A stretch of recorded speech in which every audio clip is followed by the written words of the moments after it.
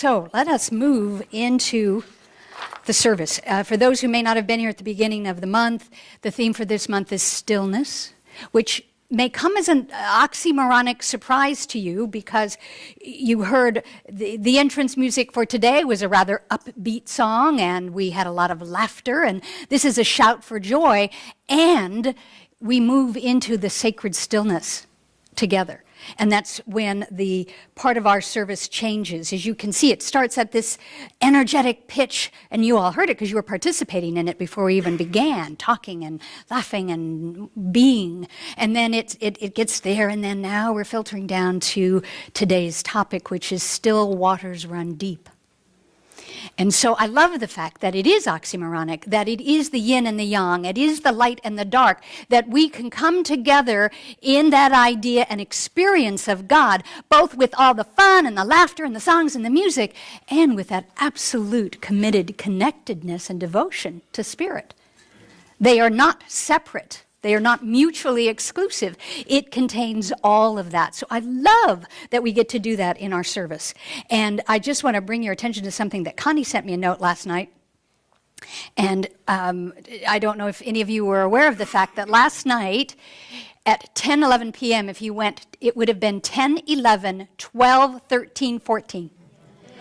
And then Don told me this morning that technically, that is the last time in our lifetime that we're going to see that kind of chronological number history.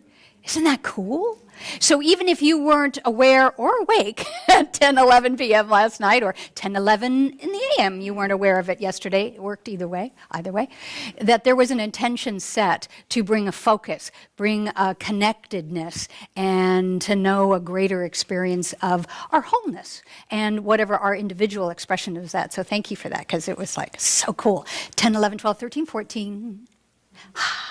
But maybe we could do, maybe if we add seconds to it, it'll work next year. Anyway, that's what I would do. So, still waters run deep. It's a phrase of a proverb that many of us have heard along the way. And I wanted to give you the literal meaning, the origin. Streams where the water is deep don't make any noise and often appear still on the surface. But in reality, a lot of water is moved beneath the surface. Shallow streams bubble and jump over rocks, making a lot of noise, but transport only a small amount of water. And how we commonly use that proverb is to describe a person who is outspoken and yet has something deep or hidden beneath themselves. And I thought, well, that's perfect, because that's exactly who we are. All of us contain the ability to have still waters running deeply. Many of us look like the bubbly water on the surface. And certainly that activity of which I spoke that you all shared this morning at the top all sounded like the bubbly water of the babbling brook and blah, blah, blah, blah, blah. And yet here we come together in this sacred service, and we're moving to that quiet place under where it's deep. And is it not like that in the ocean? You may have on the ocean or a lake, you may have waters that are smooth or kind of small waves, but we've also all seen the ocean have amazing waves. Surfers count on it, and then to the extremity of a tsunami, and you do all of that. So you're seeing the chaos of the external world, such as the ocean in its heyday, and yet, truly, if you could pull back or look through underneath, as you go through the layers, underneath at the bottom of the ocean, what? It's perfectly still. At that depth of the water, there is great strength and balance, wholeness and stillness. But occasionally, as we do in human life, we get attracted or distracted and focus on the top. Well, the waves are crashing and the storm, I'm in the storm of life, things are going on, it's awful, whatever, and you're doing all that, and that's what we think is the truth, when we often forget, and it's easy to forget when you're in the middle of a storm, that down underneath, still waters run deep, the stillness, the strength, and the depth of the ocean is perfectly calm, quiet, whole. There is no turbulence. So we, as human beings in this life form, as spiritual incarnations in the human form, we carry both, don't we? For I don't doubt that there isn't anyone in this room, even our younger folk, who have had times where it has felt like you were in the middle of a storm, that it would never end, We just went through a real storm where there were flooding, where there were power outages, where there were things going on, and it was a storm, and you batten down the proverbial hatches. And what we do spiritually when we're faced with a storm like that is to turn within and find the stillness. And so the quote that I want to give you, which interestingly enough is almost a reference to what you did in the meditation, Reverend Terry. This is Ralph Waldo Emerson. In the uttermost meaning of the words, thought is devout and devotion is thought. Deep calls unto deep. Deep calls unto deep. What does that mean for us? Well, if you just take the definition I gave you, that what it means is that when we are in the midst of our storms, when we are battening down our hatches, that is the call to go within, to go deeper. That's why this month is about stillness. Yes, it's holidays and busyness and shopping and songs and carols and more sugar than any of us want to ever know. And yet it is a call to go deeper in the wintertime. We have solstice next Sunday. And it is that call, and you look at the trees out there and they have lost their leaves. There is that stillness that takes place. So we have a call of deep unto deep, our own depth. And that's what, I thought about that. I knew it was going to seem a little odd to have stillness as the theme for this month, because usually it's a festive month, and it still is. And yet what I know is that this is our call, particularly this month, to go deeper, so that we have the stillness and the foundation upon which we stand, live, move, and have our being to create the new bright year. I read this last week, and I thought it was worth it again, from Eckhart Tolle. Stillness is your essential nature. What is stillness? It is the inner space or awareness in which the words on this page are being perceived and become thoughts. Without that awareness, there would be no perception, no thoughts, no world. You are that awareness disguised as a person. So what do we do here? We talk about the ideas and the activities, and we have all of these wonderful wisdom ideas and classes, and we have music. And yet, truly, what I believe is at the center of our center is to get to that stillness, that wholeness, and that depth through our sacred practice, through meditation, through spiritual mind treatment. Voltaire said, meditation is the dissolution of thoughts in the eternal awareness of pure consciousness, without objectification, knowing without thinking, merging finitude into infinity. Ooh. So that's what we're doing. That's why we have this time together where we have this lesson or talk. It used to be called a sermon. Me, it's a talk. It feels like I am standing up here talking at you, but it's really a conversation to me. It's a dialogue. It's being in conversation with Spirit to find our way through whatever storms may be on the external and move to that stillness and depth within, so that we have the foundation that no matter the storm that comes our way, small or large, personal or professional, that we have the depths upon which to respond from a spiritual response, not just the human reaction. Paramahansa Yogananda writes, since you alone are responsible for your thoughts, only you can change them. Kind of sounds like Smokey the Bear in a sarong or something. Only you can change your thoughts. Or Ernest Holmes. Since you alone are responsible for your thoughts, only you can change them. You will want to change them when you realize that each thought creates according to its own nature. Remember that the law works at all times. Again, this sounds exactly, if I had read this and not told you it was Paramahansa Yogananda, I bet I would have said, who wrote this? You all would have said, oh, Ernest Holmes. This is the wisdom. Remember that the law works at all times and that you are always demonstrating according to the kind of thoughts you habitually entertain. Therefore, start now to think only those thoughts that will bring you health and happiness. And for those of you who watched the replay of Peter Pan, think lovely thoughts. So whether it's Paramahansa Yogananda, or it's Ernest Holmes, or it's J.M. Barrie, we are getting the same message. that we need, should, can, are invited and encouraged to think lovely thoughts. Whether those lovely thoughts outpicture as health and well-being and healing for some. It might outpicture as financial abundance or creativity or a perfect love relationship.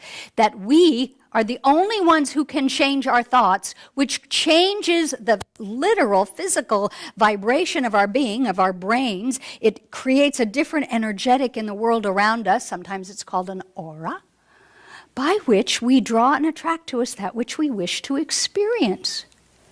So that when the storms come, we know that this too shall pass, and that we are standing on the solid foundation of this infinite, ageless truth, upon which there is stillness, peace, and calm. Patanjali, another Eastern mystic, says, when you are inspired by some great purpose, some extraordinary project, all your thoughts break their bounds. Your mind transcends limitations, your consciousness expands in every direction, and you find yourself in a new, great, and wonderful world. Dormant forces, faculties, and talents become alive, and you discover yourself to be a greater person by far more than you ever dreamed yourself to be. Well, that's coming from the ancient Indian teachings, and they, 5,000 years ago, were talking about this concept, about stillness, about our oneness. Then you fast forward into at least the 1920s and 30s when the Transcendentalists and Ernest Holmes were kind of synthesizing all of that into a Western culture so that we could hear that and learn that and know that. Returning to the stillness, returning to our oneness that we share with all of that. We talk a lot about consciousness. And consciousness isn't always what we may have grown up thinking it to be. Yes, consciousness is sort of our alertness, our physical body being alert, awake, and aware. And yes, that's part of it. And when we talk about it here in a metaphysical center, in science of mind, we're talking about consciousness. We're talking about our spirituality being awake and aware and alert. And I said last week, and I think it's worth it again, consciousness is not your thoughts.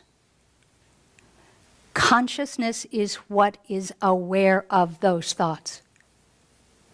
Consciousness is the culmination of those thoughts by which it changes your awareness.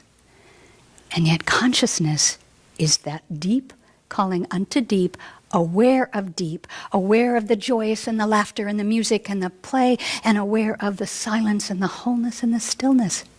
But that which is aware of all of that is what consciousness is.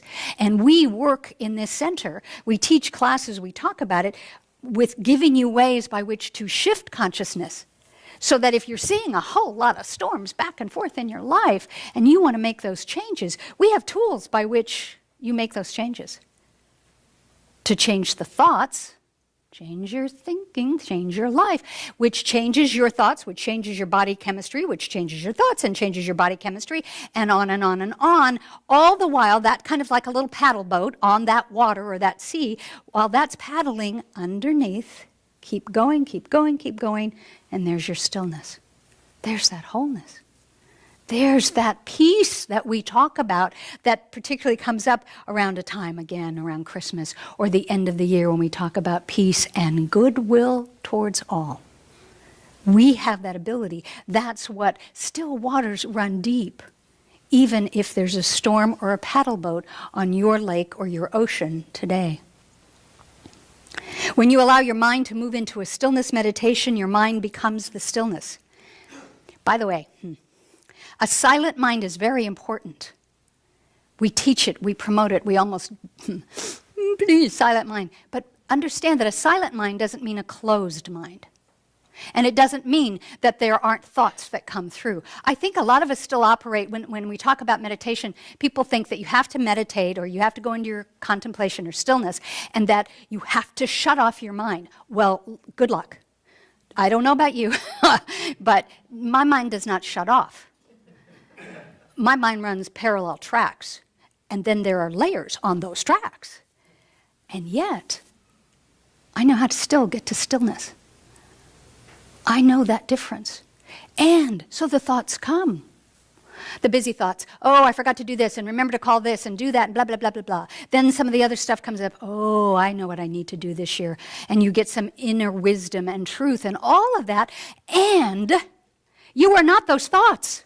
You are the consciousness that's witnessing the thoughts, that's noticing. You are also the consciousness when you notice a thought and you start getting hooked into it, and suddenly you're out of the stillness, yes. However, we teach you ways to come back to that. Simple one, breath. There are more, but that's the easiest. And the consciousness is also the one that feels that depth, that wisdom, that mystical experience that there are no words for, that the ancients have talked about for years, that we all seek and know. And the more that we know that the stillness of who we are is already there, it is not something that we have to get to or take 5,000 hours of classes, et cetera, et cetera. That's a very linear way. It's a very good girl, good boy. If you do this, this, and this, check off your list, check, check, check, check, you can get to that. Yes, and.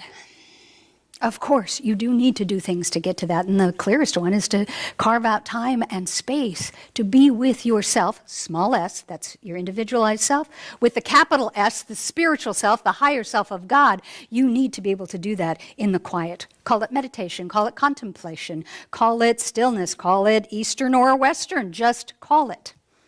Arrange it, allow it, encourage it, and invite it. And if there's anything that I personally can do, or anyone at the center can do to take off the onus or the mystic, the scary mystic part about what meditation, contemplation, and awareness is, let us do that for you so that the greatest gift that I or the center can give you is permission, invitation, and the availability by which be still and know.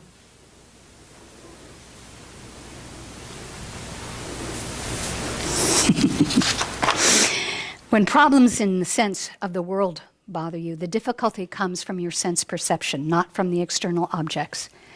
The peaceful stillness of the silent mind from the outside, but from your mind's grasping at concepts.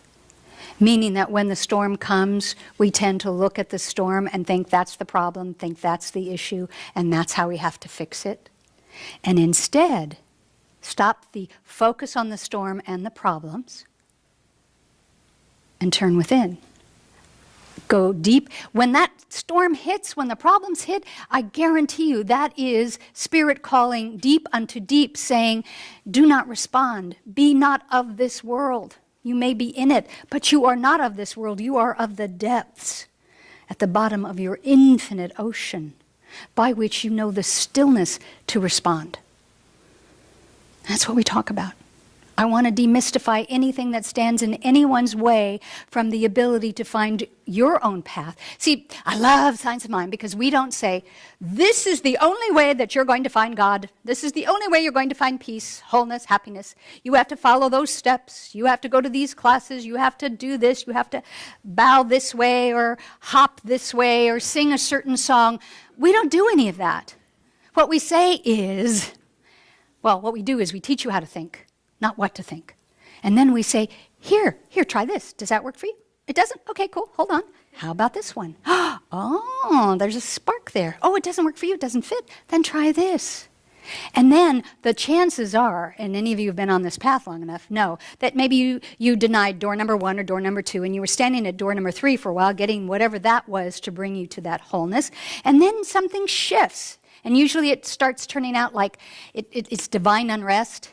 And we get a little cranky, or we get judgmental and snarky at things. Oh, I don't like that, or something. And we just feel like our skin doesn't fit us. And the first thing that we do when that happens is we blame the outer world. Usually people will start with the government. That's kind of the big one, right? The neutral. Government. And they pick names. Doesn't matter what side, they just pick names. Then it usually goes to something like the work environment, the boss, etc. Then it starts getting to the family.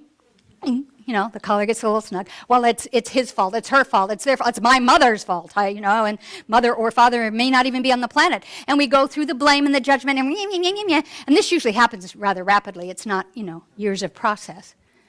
And then because of what we teach and what we know, we realize that whatever that is usually within.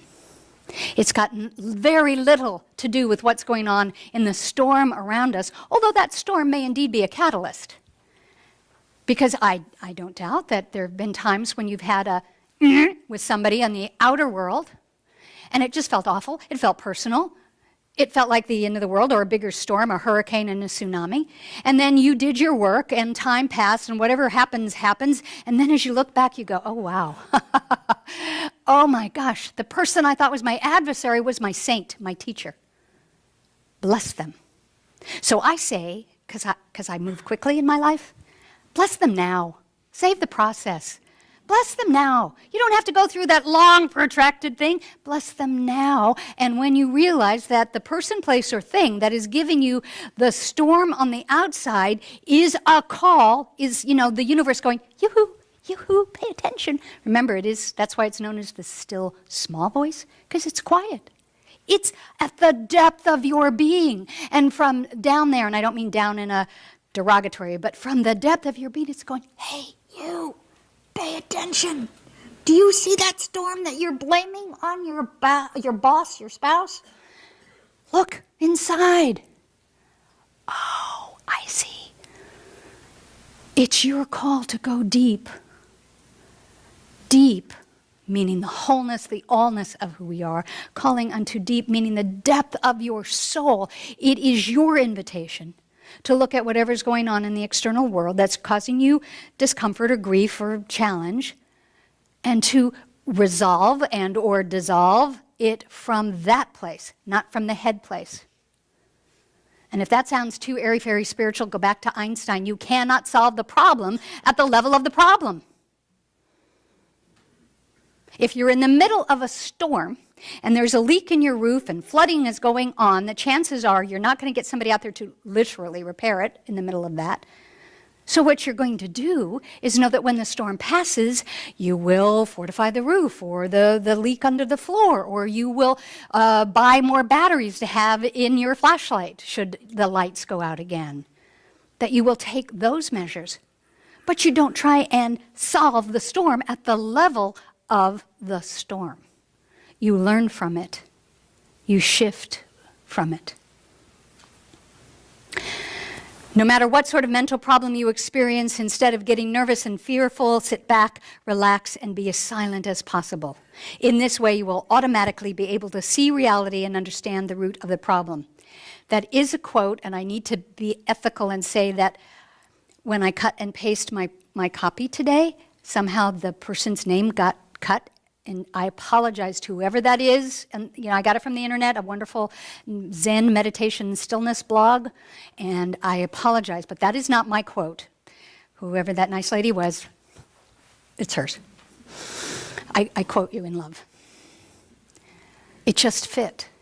It's the reminder from another point of view that, again, when there is a problem, there is a storm outside, the way to solve and resolve that is to turn within.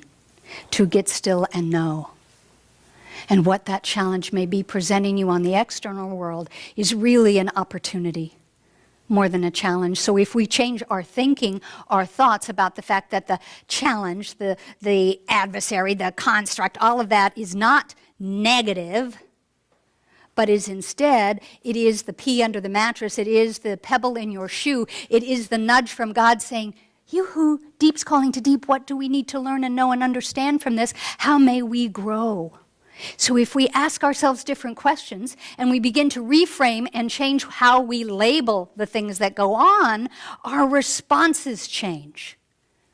And as our responses change, our thinking changes, which changes our body-mind, and then we become still, and then it's this incredible, wonderful cycle of transformation that begins to take place. And would that I don't know, I was about to say, would that I could, I'd shorthand that for you. Being the one that likes things fast and moves around, would I shorthand that for you? No. Probably not.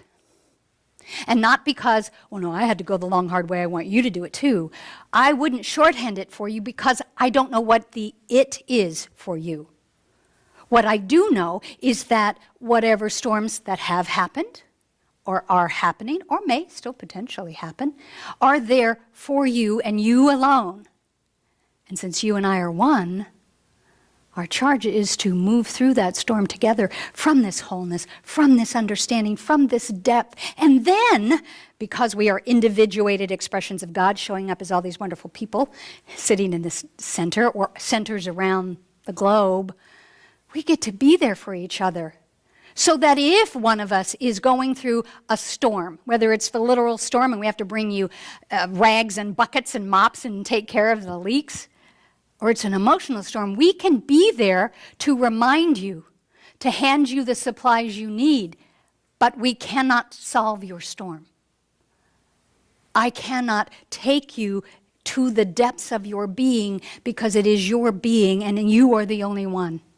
It is your thoughts. I go back to that opening quote. Paramahansa Yogananda, since you alone are responsible for your thoughts, only you can change them. And you will want to change them when you realize that each thought creates according to its own nature. And if you take, I know we still haven't had the metaphysical Bible class here, but those of you who know, name and nature are about the same, particularly in a metaphysical definition. And that's why things that we name are important. That's why, whenever we have a new life that comes in, whether it's two-legged or four-legged, or something that comes in, we want to name it with love or respect. Sometimes we name it after someone who's been in the family that's passed. Or we choose a name to reflect a vibration and a quality of God for that person.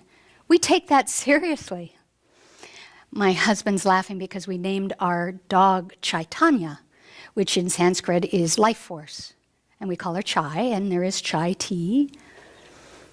And we did that on purpose, and boy, am I glad we did, because she is a special needs, unique being that needed that moniker of Chai and Chaitanya to help, because we're all working for her wholeness and her stillness and her peace of mind and body. So we choose. So name and nature are the same. Now I want to bring that back, not just to the names we give our children or our pets or each other. Think about the fact that when you name a thought, when you use an adjective to describe something, it is naming it. Well, that situation is tough. It's sucky. That person is awful, is a bossy, is mean, is insensitive. Those are naming. We are ascribing a nature to that person, place, or thing that may not be ours to ascribe. But because of the interaction we have with that person, place, or thing, then I go back to what Yogananda says, Holmes says, then name it differently. If you know that when the storm is coming, that it's not an SOS, but it's a call from spirit to go deeper, it changes it. Suddenly, you can handle any storm that comes your way. You get very, what was that? Wonder Woman, isn't it? Whatever she did this kind of thing to deflect them. And I bet, not feng shui, tai chi and those things, taekwondo, all that, it's a deflection. It's not really about that. It's about deflecting.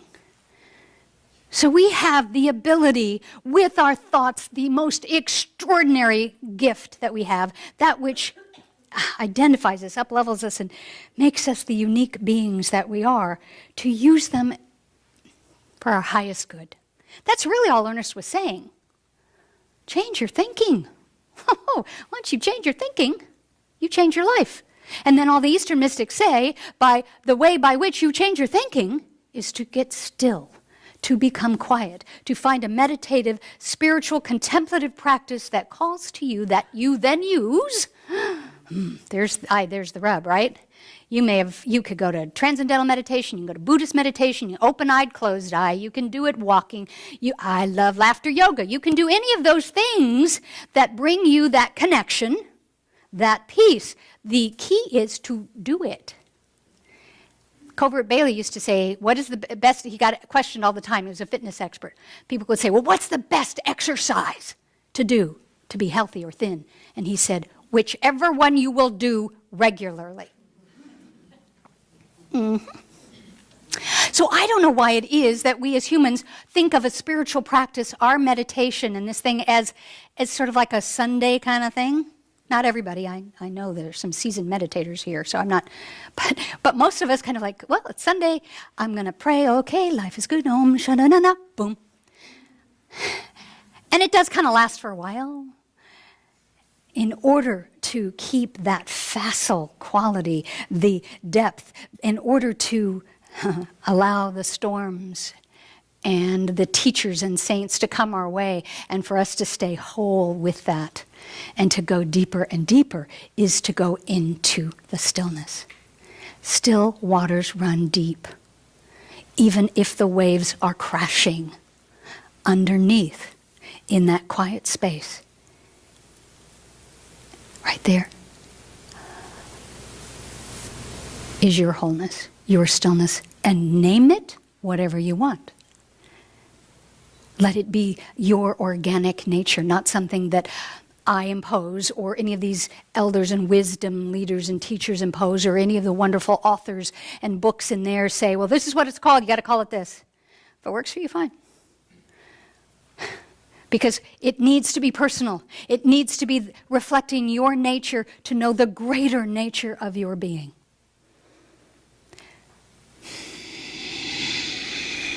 So with all of that hoopla and joy and music and dancing and laughter and some of the storms and stuff and all of that is up here on the external world and the waves and the ocean. And my goal, our goal, this intention is to be still and know that I am. The proverb says, be still and know that I am God. And for some to be able to say, I am God sounds arrogant or far-reaching. So change the name of God, but honoring the nature of what God means to each of you individually, so that it is be still and know that I am. The two most powerful words in the universe, I am. And at the very least, if you don't run out and start a brand new spiritual practice, or you wait till New Year's, at the very least when you leave today, if you can remember that people want the open sesame, the magic phrase, I am. But with that comes the reminder, the yin, the yang, the dark, the light, that what you say after that is setting that intention and calling it, naming it in nature. I am still. I am whole.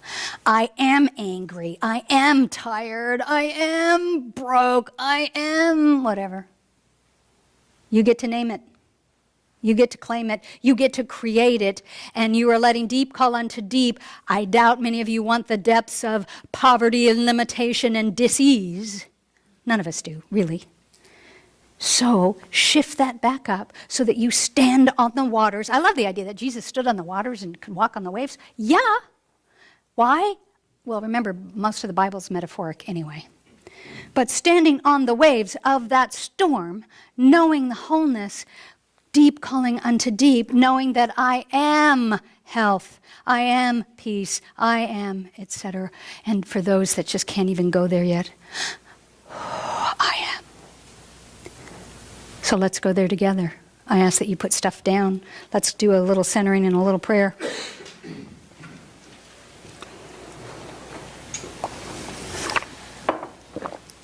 Lao Tzu says, to the mind that is still, the whole universe surrenders.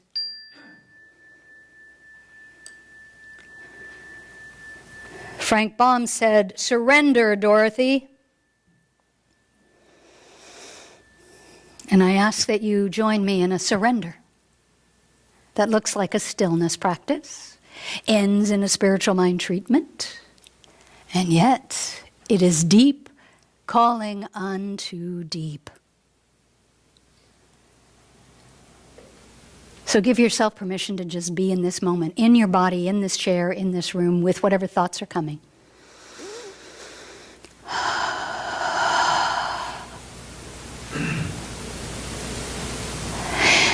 And I try not to label those thoughts. I just try to kind of notice them. In my mind, the way it works best is much like that building in New York City, Times Square, where it's like a teletype, messages come across and they go away.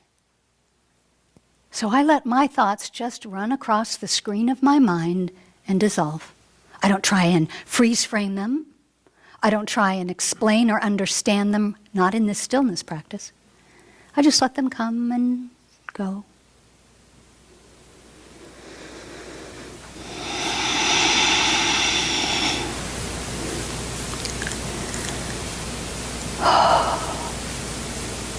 And there's the stillness, right there. You don't have to grasp for it. It's there. Thought by thought, moment by moment, breath by breath. And there it is again. And as we cultivate that sacred ground, the holy ground of the stillness within your being, we are creating an infinite, eternal temple of truth to which you may always return. Always. It's there for you. It is never harmed, hurt, or endangered by the storms on the surface of the water. This is what it's about. And it is from this energy and environment that we're building together in consciousness that you may create the world of your dreams. And that may not look like external accomplishments. The world of your dreams may just be to be at peace with yourself. Still, quiet, deep, calling unto deep, and letting it be, letting your consciousness just be aware of the thoughts as they come and they play, they dance, they dissolve. And you and I both know that if there's something that comes up in a meditation that you need to attend to, either task or an understanding and a lesson for your healing, it will be there for you when you move out of the stillness. I'll go back to the other mystics. Just let it be. Let it be.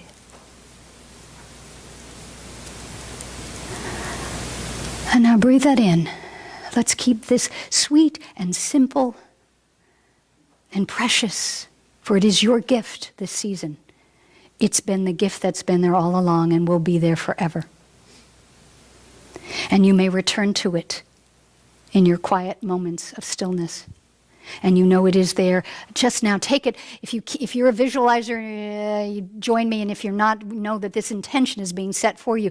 Take all of that from today's lesson that you understood, from this stillness and contemplation. Take it and wrap it up in something warm and soft or sparkly or bright, or just white light it, and then wrap it up as if it's folding in parchment paper. And if literally take your hands and place that over your heart. Know that that gift that you have been given, not from me today, but from the beloved, the eternality of your soul, that gift you are now wrapping up, even if you haven't opened it all the way, you were wrapping it up and putting it over your heart. And then let your hands go, because you know and trust and allow. Let it be, let it be. And so from that place now I speak this infinite word, that there is only the one life of God, the one mind of God, and that is the stillness of God, and I know and claim it right here and now. And my words that may reach out to who knows where in whatever location or whatever state of mind they find themselves, that they have the idea that the gift is within. And I bless their path and their journey on their way to find it and open it and be it. For once we do that and we be it, then we may give it away. Then we get to share it and let it go, and then, it's multiplied. So how grateful I am, whether that gift turns out as health and well-being or prosperity or creativity or wholeness and peace of mind. It is your gift. I now take this gift and I release it into the universe, back from whence it came. I acknowledge it with humble gratitude, from the depth of my being, and I lovingly release and let it be. And I ask that you join me together as we say, and so it is, and so I am, and so we are. Amen.